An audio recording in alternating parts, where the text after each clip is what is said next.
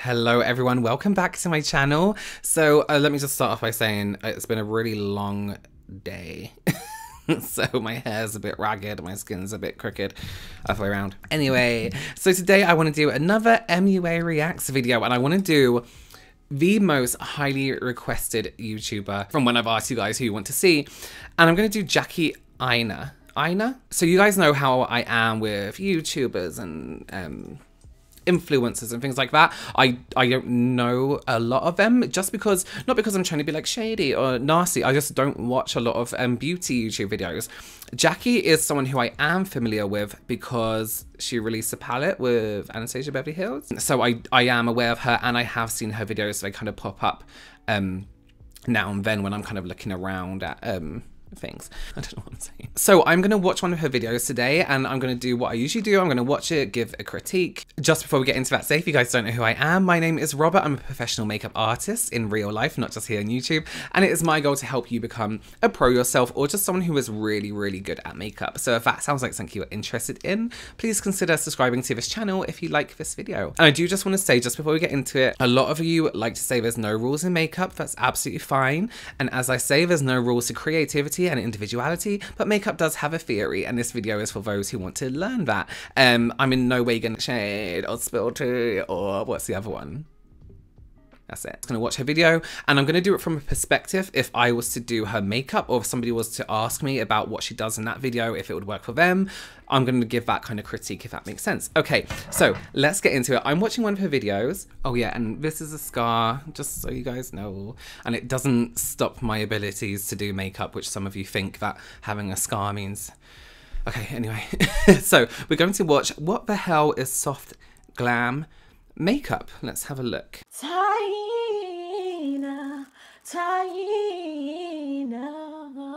Hi guys, welcome back to my channel. It's your girl, Jackie Aina. So listen up. Today I have a very serious topic that I want to cover. Soft glam is typically not glitter. I know that we like to say makeup has no rules, but these labels have labels for a reason. Like, there's a reason why it's called 60s makeup or contour. Like, you can't just say, well, makeup is whatever you make it. No, contouring is not whatever you make it. Contouring is not filling in your brows. And I love her already. Now, you know she is in me, loves a mattified primer face before we step into complexion. So I'm gonna take my Laura Mercier translucent powder. I use this in the shade brown.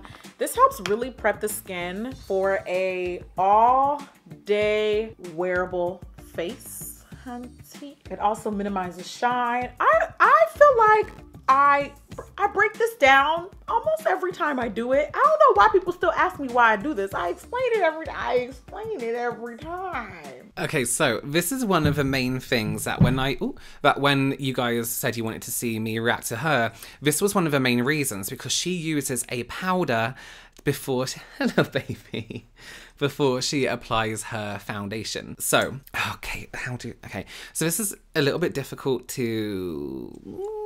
This is where you kind of, you know, makeup has rules, but then you learn the rules so you know how to break them properly, if that makes sense. A few videos back, I did a video and it was called Full Coverage Routine for Oily Skin or something like that.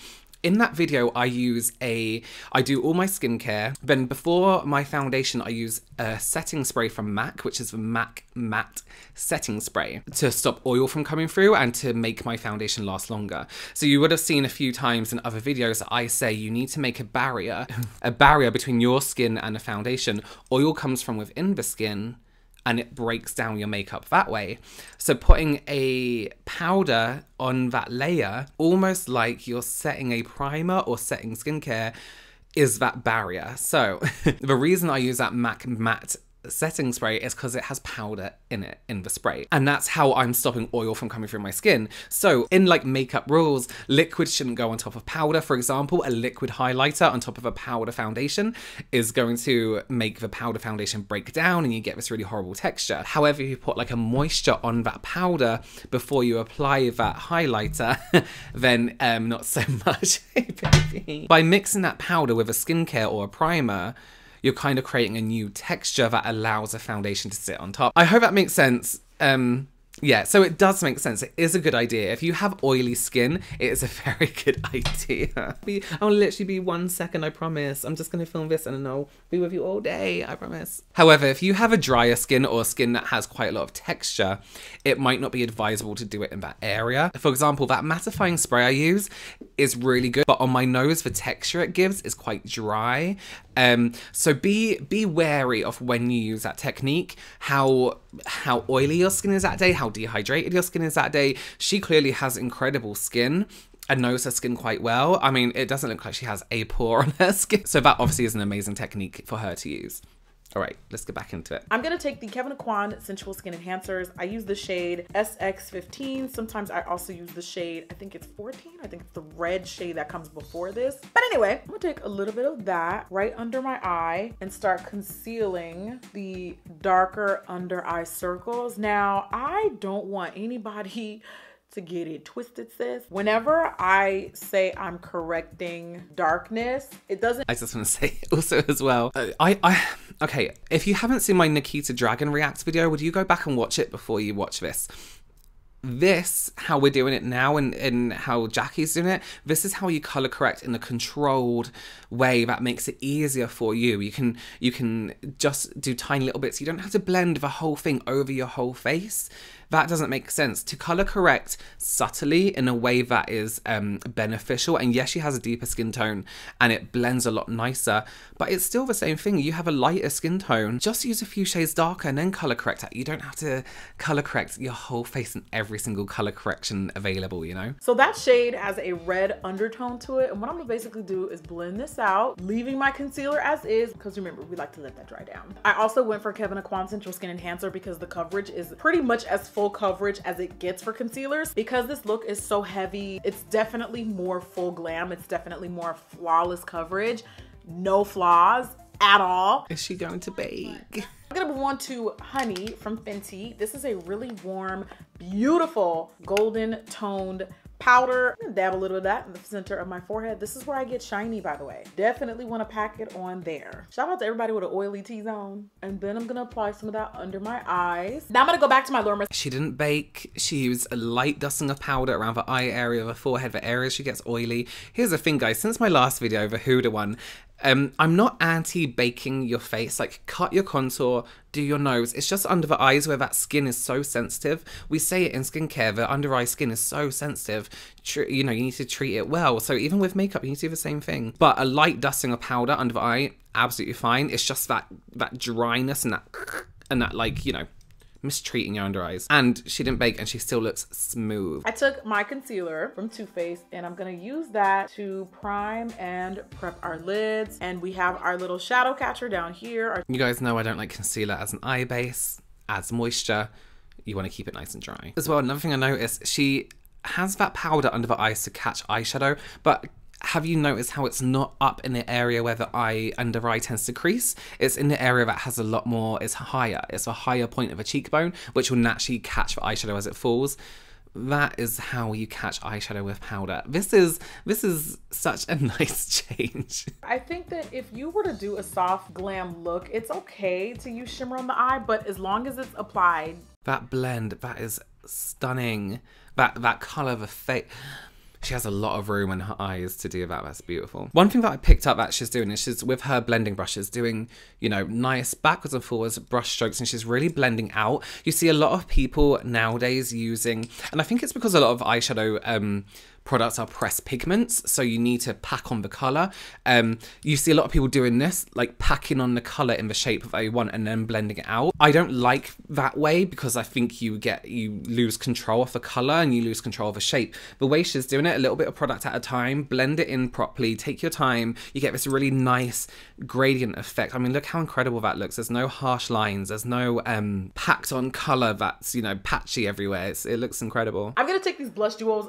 Whoa, did you see that? Did you see that? I forgot some of these are actually like damaged. I don't know why they do that, but I ordered these online and the whole entire highlight comes out sometimes. So love these, but be careful about that. These are from Cover FX and the shade that I have is Mojave Mauve. So you wanna go blue pink for this blush and always, always, always matte.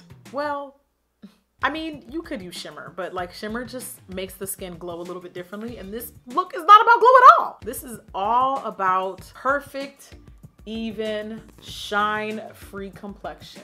Take a step back, make sure you assess the beads. Wow, I have on a lot of blush. That placement of the blush as well, she does have a longer face to apply on the apples of her cheeks, plumps up that plumps up the cheeks, and kind of evens it out a little bit. So that's a really nice placement. Now to fill in my lips, I'm gonna take this nude, also from Fenty in the shade Unbutton. I love this color. And it's gonna go perfect with my dry lips and with this look because it's... Okay, let's stop that and let's do a summary. That has been one of the best makeup tutorials I've watched in general. In general, she really knows her skin, her undertone. I think I maybe might cut some bits out of this video, but when she was talking about the blush, she spoke about the tone of her blush and everything like that. And I think that's because she has a deeper skin tone. I think people with similar skin tones to her have to know their skin tone because no one else does. She's not packing on a load of random color in this, 30-second Instagram video.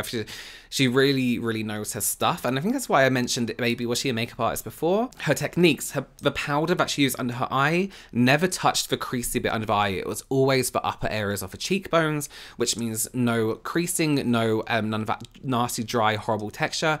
Her blending was absolutely insane. I think what I really like about her as a makeup artist, the reason I never, this is gonna sound so arrogant, but I don't watch a lot of makeup videos because I feel like I don't learn from them. I don't learn anything. Whereas with her, I feel like I can watch it and learn something new.